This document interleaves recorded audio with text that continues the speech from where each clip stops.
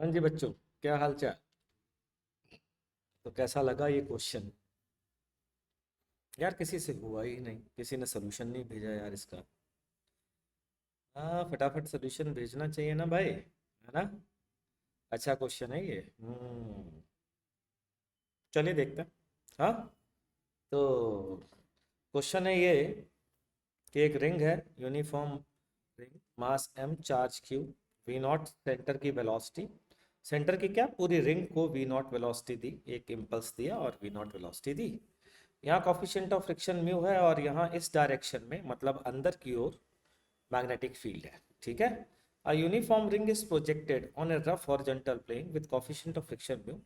Projection velocity of the ring is v naught in horizontal direction and a uniform magnetic field B is also present in horizontal direction and perpendicular to the plane of ring as shown in figure. If mass of the ring is m, charge is q and radius is r, then find the time after which rolling motion starts.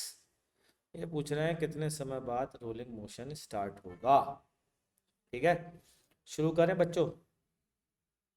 हम्म तो सबसे पहले force analysis की बात करते हैं हम लोग। ठीक है, तो भैया ऐसा है, फोर्स एनालिसिस के लिए मेरा मानना यह है कि इस पे लगने वाला अगर मैं मैग्नेटिक फोर्स देखूं तो क्या कह सकता हूँ, वो सिग्मा क्यू आई मतलब एक छोटे से पॉइंट पर चार्ज, पार्टिकल पर charge, V I cross B, ये होगा। ठीक है। अच्छा, इसको मैं sigma Q I V I divided by total Q cross B लिख सकता हूँ और इनटू क्यू कर दिया। भाई क्या दिक्कत है, कोई दिक्कत ही नहीं है। अब इस एक्सप्रेशन को बच्चों ध्यान से देखो। ये जो एक्सप्रेशन है ना बच्चा, ये एक्सप्रेशन बिल्कुल ऐसे है जैसे कि सेंटर ऑफ मास का एक्सप्रेशन होता अगर क्यू की जगह एम होता। होता कि नहीं होता? अगर क्यू की जगह एम होता, क्यू की जगह एम होता, क्यू की जगह एम होता, तो यही एक्सप्रेशन आता।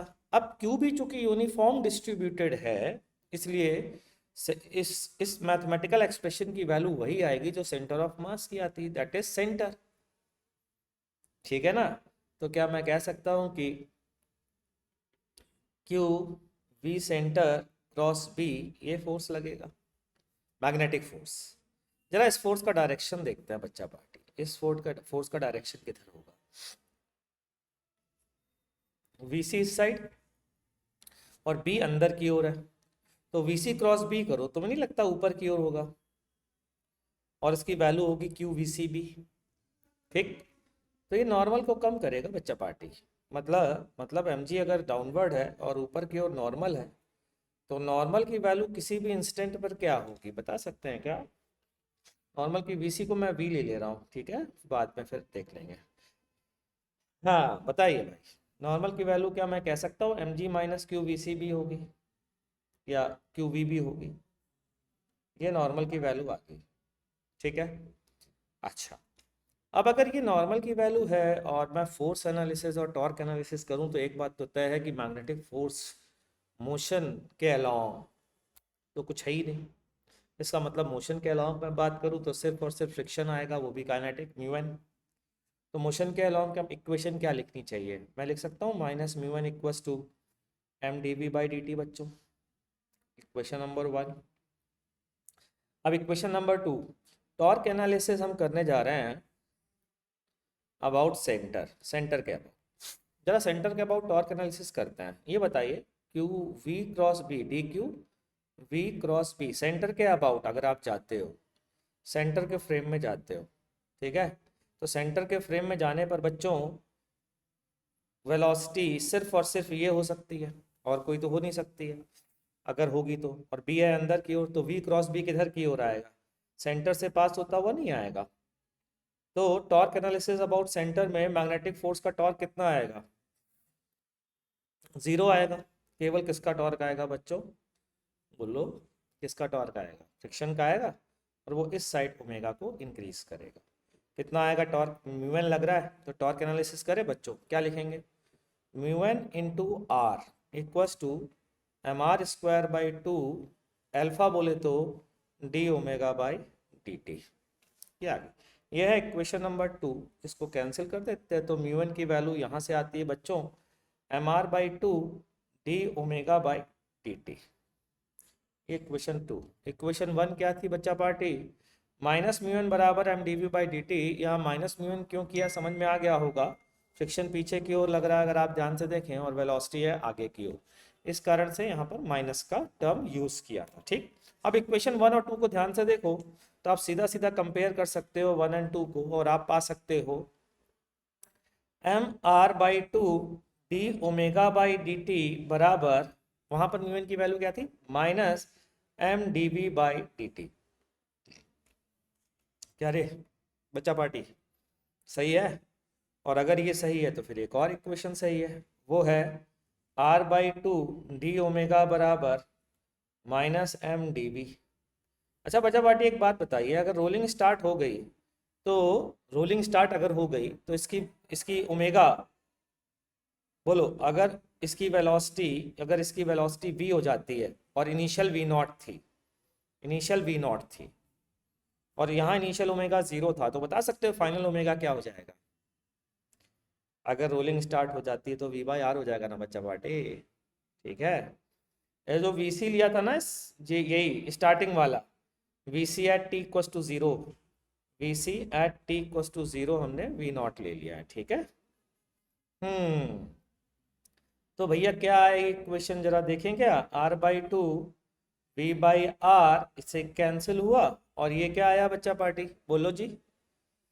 ओहो, यहाँ से तो मास कैंसिल हो गया था ना, फिर ये मास कैसे आ गया? नहीं आना चाहिए। ठीक, ये कितना आ गया? V naught minus V. Check कर लीजिए भाई, सही है कि नहीं है? आराम से, तसल्ली से, कोई टेंशन नहीं है। क्या ये सही लिखी इक्वेशन बच्चों? कोई दिक्कत नहीं? ठीक है, वैसे तो होता v माइनस वी नॉट, लेकिन माइनस का साइन है इसलिए v नॉट माइनस वी आ गया। ठीक है, तो यहाँ से इक्वेशन क्या आ गई? ये आ गई 3v बाई टू बराबर v नॉट।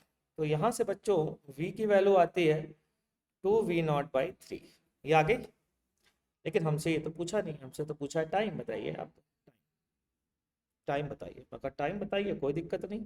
या इक्वेशन में वापस आ जाइए और n की वैल्यू डाल दीजिए। तो म्यू एन की वैल्यू बच्चा क्या थी, जरा देखो तो सही, M G minus Q V थी, M G minus Q V बराबर म्यू वन बराबर minus M D V by D T. ये आ गया। अच्छा जी, v को v के नीचे ले आइए भाई, minus M D V upon M G minus Q V. ठीक है, बराबर म्यू डी टी, बेचारे इनको कुछ मिला ही नहीं डी टी, कोई बात नहीं, 0 से t। और अब आपको पता है वेलोसिटी कहाँ से कहाँ जानी है, v नॉट से 2v नॉट बाई 3। ठीक है, चलिए शुरू करते हैं भाई, क्या आता है देखते हैं। तो बच्चों कितना आएगा? ये आएगा minus m upon minus Q, तो ये हट गया। ठीक, ln एक बार mg minus Q into 2v naught by 3, और एक बार mg minus Q V not by 3, ये आ गया। चेक कर लीजिए भाई, सही लिखा है कि नहीं लिखा है? ठीक है, ये लीजिए साहब, बराबर म्यू टी। तो यहाँ से टाइम की वैल्यू आ जाती है बच्चों, जो आप चाह रहे थे वो आ चुका है। तो टाइम की वैल्यू कितनी आ गई है? टाइम की वैल्यू आती है m upon Q into mu L N M G minus, time की वैल्यू में कुछ गड़बड़ किया मैंने यार। हाँ, कुछ तो गड़बड़ किया है भैया, कुछ तो गड़बड़ किया है। क्या गड़बड़ किया है देख लेता हूँ।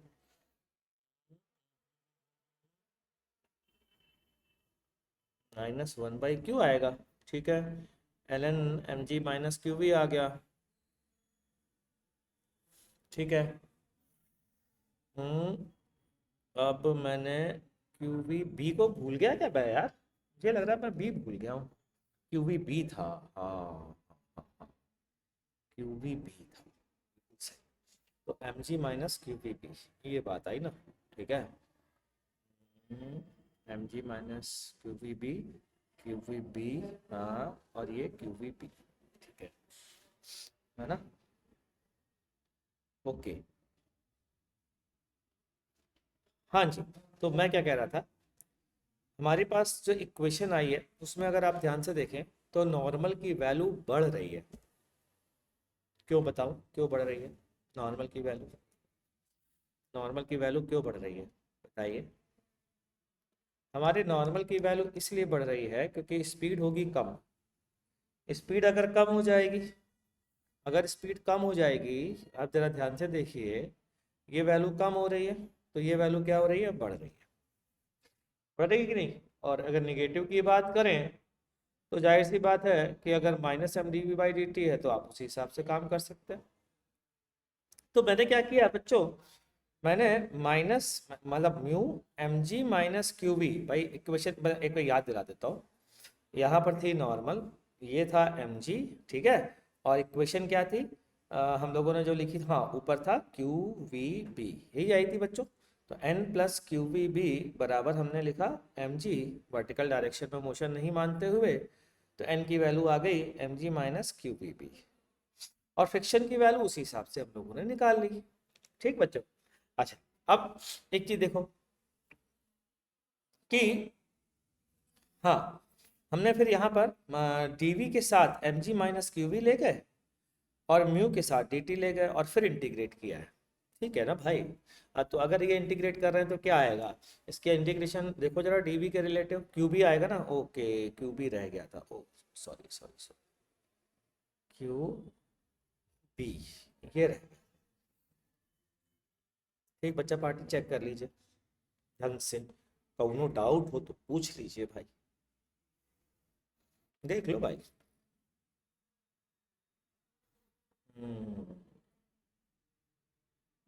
वी नॉट से two V not by three, ठीक है। और यहाँ पर इस जगह क्या, ओह ये गलती कर दी अपन ने, ये अब तो ठीक है। तो M G minus Q V not B by B नीचे आ गया, और ऊपर आ गया M G minus Q two V not by three B. ठीक, तो टाइम की वैल्यू आ चुकी है हमारे पास M upon mu Q B L N M G minus two Q V not by B by three divided by M G minus Q V not B, that's it. अब आप चाहें तो इसको सिंप्लीफाई भी कर सकते हैं, मतलब ऊपर M G minus Q V भी लिख लीजिए plus Q V by by three लिख लीजिए, तो वो सिंप्लीफाई सिंप्लीफाई हो ही जाएगा। फिलहाल ये टाइम की वैल्यू है, देख लीजिए, कोई डाउट है तो बताइए। मेरे हिसाब से मैं समझा पाया हूँ। तो बढ़िया क्वेश्चन था ये बच्चों, ठीक है। तो मिलते हैं नेक्स्ट क्वेश्चन के साथ, तैयारी कर लीजिए, तब तक के लिए टाटा बाबा।